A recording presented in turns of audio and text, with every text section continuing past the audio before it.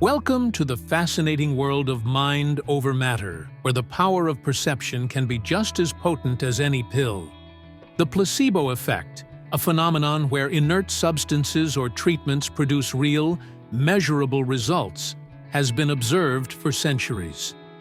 In the 4th century, St. Jerome devoted the last 34 years of his life to translating the Old Testament into Latin from Hebrew, which he considered more authentic. However, he left the translation of the Psalms unchanged, as they had already been rendered into Latin from Greek by the Vetus Latina and were commonly sung by Christians.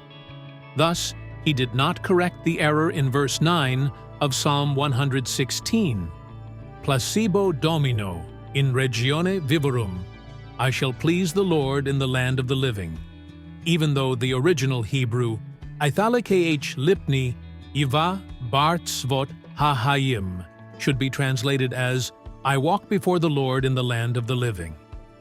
The term placebo first appeared in the liturgy of the Roman Catholic Church in the 13th century, when mourners were hired to sing this psalm at the office of the dead. These mourners, whose tears were considered insincere, were mockingly called placebo. The term became so associated with the entire Vespers for the dead that people would say, to go to a placebo, or to sing a placebo. Over time, the word placebo retained its connotation of falseness and flattery, both in religious contexts and in everyday language. The term placebo was first used in the 18th century to describe a dummy treatment given to appease patients. But the story of the placebo effect begins much earlier, with a charismatic Austrian physician named Franz Anton Mesmer. In the late 18th century, Mesmer was famous for his claims of using magnetism to heal patients.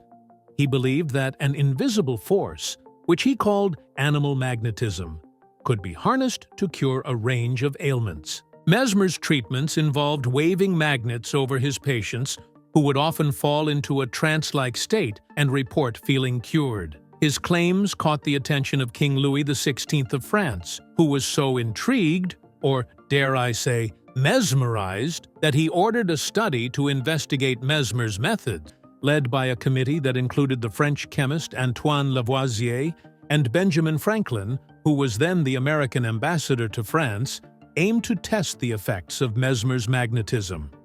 In 1784, the committee conducted a series of experiments, blindfolding patients, and applying either a real or fake magnet to their bodies, asking them to report any sensations. The results were striking. Patients who believed they were receiving the real treatment reported feeling cured, regardless of whether they had actually received the magnet or not. This was one of the first recorded instances of the placebo effect. Around the same time, a similar phenomenon was being observed in England. John Haygarth, an English physician, was investigating the claims of Elisha Perkins, an American physician who had developed a set of metal rods called tractors that he claimed could cure a range of ailments for a hefty price.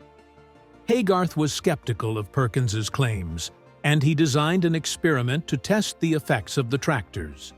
He created a set of fake tractors made of wood and used them to treat patients who were suffering from rheumatic pain.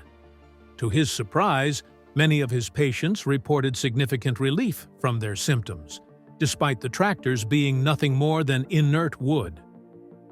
Haygarth's study was a landmark moment in the history of the placebo effect, and it helped to establish the idea that inert substances could have a profound impact on human health. The study of the placebo effect continued to evolve throughout the 20th century, with researchers like Henry Beecher and Walter Kennedy pioneering the field. Beecher's 1955 paper, The Powerful Placebo, is often credited with launching the modern study of the placebo effect.